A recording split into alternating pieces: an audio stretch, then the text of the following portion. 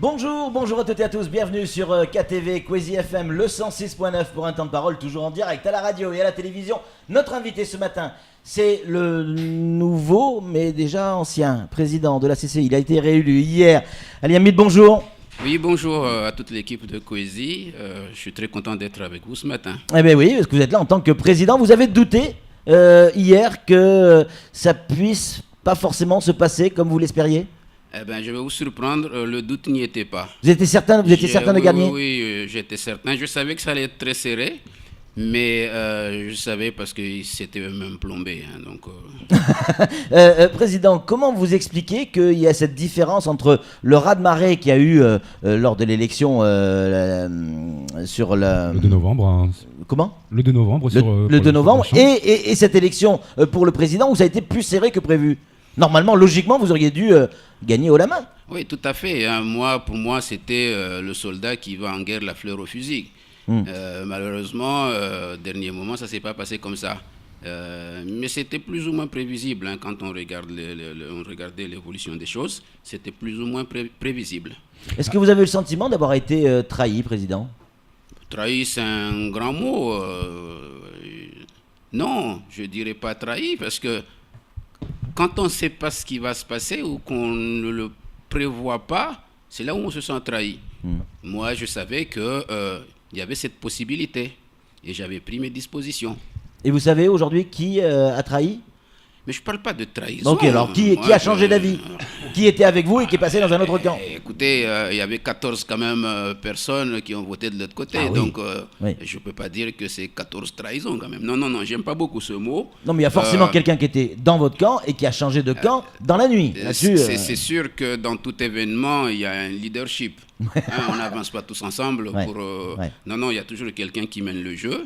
Maintenant, mais chacun prendra ses responsabilités. Ce qui est sûr, c'est que effectivement, le mouvement qu'il y a eu, l'enthousiasme qu'il y a eu donc, au premier tour, s'est effrité après. Parce que généralement, il y a certaines personnes très fragiles, quand on leur fait miroiter, voilà quoi, ça prend. Ouais. Voilà. Et c'est donc, un complot. C'est pas complot, ce sont des grands mots. Donc, j'aime pas beaucoup les grands mots. Samuel Baucher, le rédacteur en chef de France Matin, une question à vous poser, Président. Il y a quelque chose qui m'a marqué, moi, c'est sur votre page Facebook. Vous avez envoyé un post le 12 novembre, et c'est un message, vous avez envoyé un message qui est à mon avis prémonitoire et plein de clairvoyance.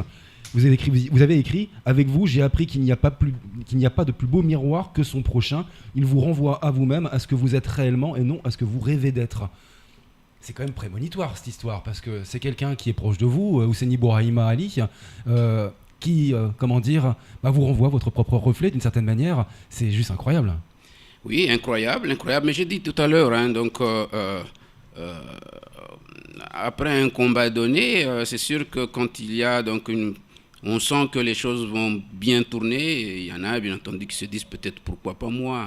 C'est l'histoire de se prendre pour un calife à la place du calife. Donc, et forcément, les résultats, c'est ce qui s'est passé. Ce qui m'a étonné quand même hier, j'ai vu une intervention qui disait, parlant de mon ami Houssen, qui disait que on ne voulait pas de moi.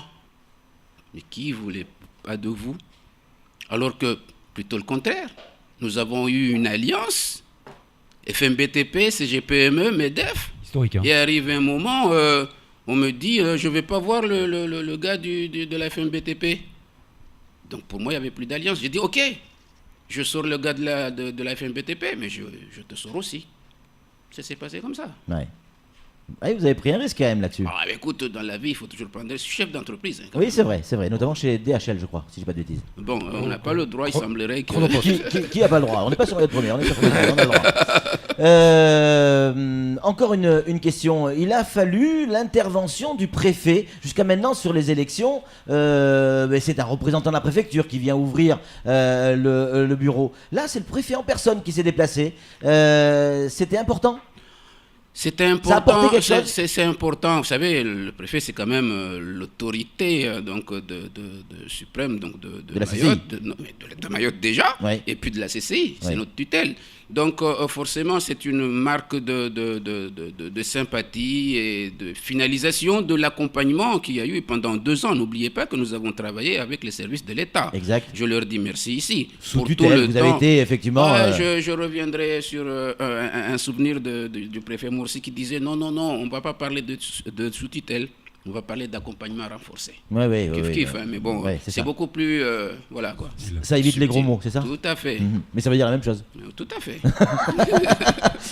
Parlons projet. Là, vous êtes reparti pour un mandat avec un nouveau bureau. A priori, pas de problème sur ce bureau-là. Les grands projets de la CCI pour les jours, les mois et les années qui viennent. Alors la priorité Bien dans le micro, président. reste encore une fois le recentrage en tout cas et la consolidation donc de nos projets sur l'entreprise. Ce pays ne peut pas s'en sortir en misant sur la fonction publique. Il ne faut plus rêver. Et ceux qui ont cru, ils doivent maintenant se mordre les doigts. C'est l'entreprise qui nous sortira. Et qui dit entreprise, il faut la créer. Et si on la crée, il faut l'aider à vivre ou à survivre.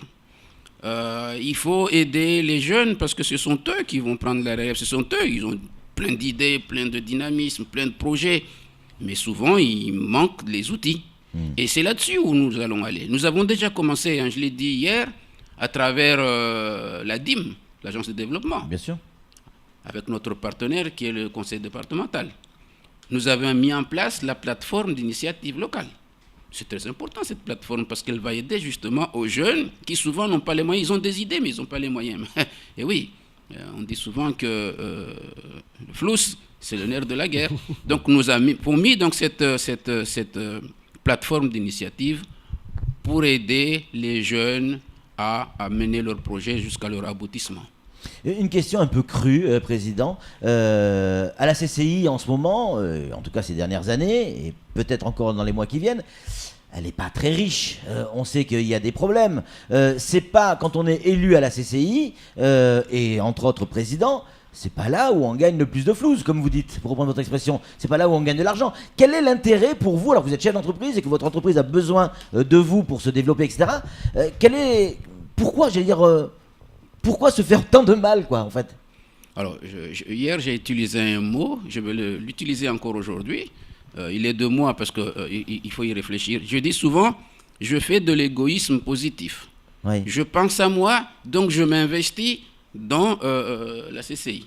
Parce que la CCI, elle représente les entreprises. Oui. J'ai une entreprise, donc j'ai intérêt à ce que la chambre de commerce fonctionne bien pour que moi-même je puisse en tirer profit.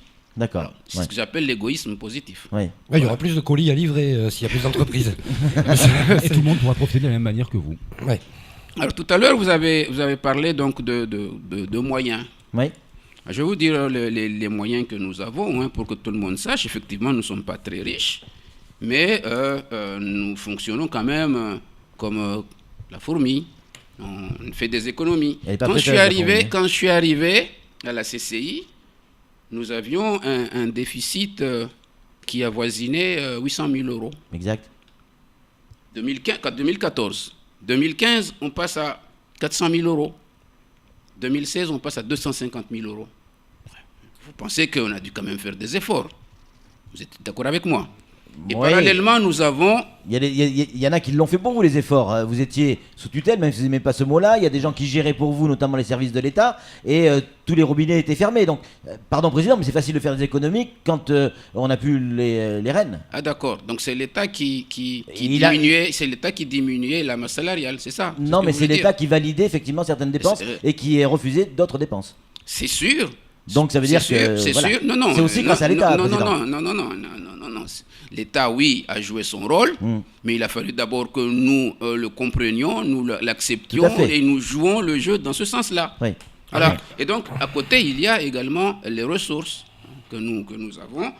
Nous n'en avons pas beaucoup. Hein. Nous avons donc les ressources fiscales. Il faut les Bien chiffrer sûr, à peu bien près sûr. 700 000 euros. Et puis, nous avons également 3 millions donc, d'euros en activité, quand même. Donc, et puis, dans les projets que nous avons, n'oubliez pas que nous avons encore un contentieux donc, avec le département, quand même. Oui, le quai numéro 1 Il reste, Qui se chiffre à quelques dizaines de millions, quand même. Ouais. Donc, on n'est pas si pauvre que ça si on reste intelligent et qu'on travaille ensemble avec le département pour trouver les voies et moyens pour régler cette dette. Président, les projets, allez, on va être concret. Le marché, est-ce que, oui ou non, vous allez vous positionner sur cette DSP? Alors, vous posez la bonne question parce que Je payais très cher pour je suis très porté par les petits commerçants, surtout les commerçants du marché. Je ne sais pas si vous avez vu hier. Ouais. Tout à fait. Je leur ai promis que la CCI se positionnera et se positionnera de manière forte. Les choses ne vont pas se passer comme au port cette fois-ci. Nous y sommes préparés. Nous avons même notre dossier préparé dans le tiroir. Maintenant, il suffit, parce que bon, il date de 2 ans, il suffit de mettre à jour un certain nombre de choses. C'est pour dire que nous serons au starting block. Le port de Plaisance, là aussi, il va falloir trouver une solution. Alors, le port de Plaisance, pour le moment, on ne s'est pas trop mis dedans. Parce qu'on n'a pas C'est quand même encore la CCI réglé. qui encaisse. Non, qui encaisse quoi? Ben, les loyers. Quel loyer? Des bateaux qui viennent, qui utilisent le. Non. Et qui c'est qui encaisse alors? Parce qu'il y a des mecs qui allez, payent. Hein. Allez chercher ceux qui encaissent, mais pas là. Nous n'avons plus rien à voir avec Et le qui port. paye alors? Nous n'avons plus rien à voir. Cette question, il faut la poser à ceux qui gèrent le port. Ouais. Mais nous, CCI, nous n'avons Port de Plaisance, plus... ça, je parle. Hein. Port de Plaisance. Ah d'accord. Je parle de port de Plaisance. Il faut J'ai préciser. précisé, port de Plaisance. à Ok, Mamoudzou. en parlant des ports de Plaisance, effectivement, nous recevons donc des loyers, Oui. mais ce ne sont pas ces loyers-là qui font vivre les ports de Plaisance, sinon ils ne seraient pas déficitaires là-bas. Ouais. Pour le moment, tarification, bien entendu, c'est des tarifications où nous n'avons vraiment pas la même mise, Oui. d'accord, parce que le port reste quand même le propriétaire, si tu veux, de cet outil, ça reste le département. Bien sûr. Là aussi, nous attendons la DSP. Et à partir de là, quand nous aurons la DSP, nous déroulerons donc nos projets sur le port de Plaisance.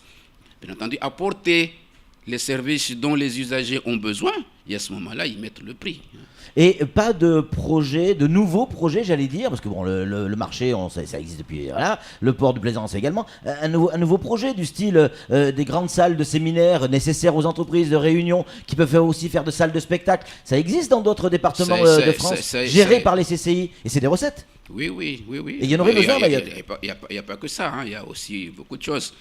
Notre projet phare, et qui va nous prendre dans les mois qui viennent. Oui. Donc, dans 3 mois, normalement, tout devait être bouclé. C'est de mettre en place la maison de l'entreprise. La maison de l'entreprise. Oui. C'est C'est à partir de là qu'on pourra réellement parler donc, d'accompagnement et d'aide aux entreprises. Il faut que le jeune Maoré qui a un besoin, une envie donc, de créer sa boîte puisse être pris en charge, rassuré. Parce que souvent, les jeunes, ils ont des idées, mais ils ont tellement peur parce qu'ils disent que c'est compliqué, c'est ceci, c'est cela. C'est notre rôle, donc, de redonner confiance. Parce que c'est ça. Faciliter la création de l'entreprise. Tout à fait. Faciliter la création de l'entreprise. Les aider, les accompagner donc, dans leur projet. Vous voyez, donc, c'est une CCI de proximité que nous allons mettre en place cette fois-ci. Ce n'est pas la grande structure que vous voyez là et qui, souvent, les gens n'y vont pas. Ou bien quand ils y vont comme si ça ne leur appartenait pas. La CCI appartient d'abord aux entreprises, hein, il faut le savoir. Donc aux chefs d'entreprise. Ils sont chez eux. Donc il faut qu'ils le comprennent. Et à travers la maison d'entreprise, je pense qu'ils vont le comprendre. Samuel, une réaction. En conclusion. La photo qui est derrière vous, enfin, même devant si vous voulez, c'est marqué sur le fronton chambre professionnelle. La chambre professionnelle, elle est morte en 2006. Est-ce que, quand vous parlez de la maison de l'entreprise, c'est faire dégager la chambre de commerce et de l'industrie de cette feu chambre professionnelle, de ces locaux? Alors, il faut savoir qu'effectivement, vous avez là la chambre professionnelle de Mayotte. On l'a peut-être gardée, bon, je n'étais pas à l'époque, quand il y a eu donc cette scission donc, entre les trois chambres. Pourquoi ils ne l'ont pas enlevé? La question, je ne me la suis pas posée. Ce qui est sûr, c'est que là, nous sommes donc en copropriété, hein, donc avec les autres chambres. Ah oui. Donc les marges de manœuvre sont quand même assez restreintes. On est d'accord? Il va falloir que dans les mois qui viennent, nous puissions clarifier la situation pour que chaque chambre sache quelle est sa part. Parce que vous voyez, souvent les gens ils disent je vais à la chambre de commerce et ils voient la CCI. Et si on va au fond, effectivement, la CCI, les charges de cette structure, pour la plupart, reviennent à la CCI. On le fait parce que nos collègues n'ont peut-être pas plus de moyens que nous, donc par solidarité, parce qu'encore une fois, je reviens, nous travaillons tous dans la même direction, à savoir le développement économique de Mayotte. Donc on ne pourrait pas dire, si tu ne payes pas, je ne fais pas ceci. Vous voyez, donc beaucoup de choses nous assumons, alors qu'on devait les assumer ensemble. La campagne est terminée, c'est pour conclure, hein, la campagne est terminée, les promesses de campagne également, donc maintenant vous êtes président. S'il y avait un mot, une phrase que vous aimeriez dire à ces chefs d'entreprise de Mayotte, sans promesse de campagne, ça serait quoi? Alors, ça serait donc de leur dire, il faut garder confiance. Parce que depuis la crise donc, de 2011, il y a beaucoup d'entreprises qui ont disparu, beaucoup de chefs d'entreprise qui sont partis. Il y a ceux qui restent. Je les salue, je les encourage, parce qu'on n'a pas le choix. On est dans ce navire, on doit y rester, et donc il faut œuvrer, être positif. Et que chacun prenne ses responsabilités au niveau de l'État pour nous assurer la sécurité, au niveau du département pour nous assurer, bien entendu, les infrastructures permettant donc aux entreprises d'évoluer, les routes et autres. Ensuite, j'ai quand même un point très sensible que je vais mener, c'est et ça c'est un cri d'alarme donc des chefs d'entreprise, ce sont ces factures impayées. Et des institutions publiques, et surtout des institutions publiques. Je ne comprends pas que certaines entreprises sont payées, leurs factures sont payées à 30 jours, 35 jours, que d'autres ils mettent 2 ans. Et c'est là où je fais référence à mon ami Mahmoud Azia. Je vais pointer mon doigt sur un point très sensible. Quand il parle de l'entre-soi, j'ai l'impression qu'il parle de l'entre-soi importé. Mais il existe un entre-soi à Mayotte, et celui-là, il fait beaucoup plus de mal. Merci beaucoup, Président. Et encore une fois, félicitations. C'est tout pour ce temps de parole. Tout de suite, la suite de nos programmes.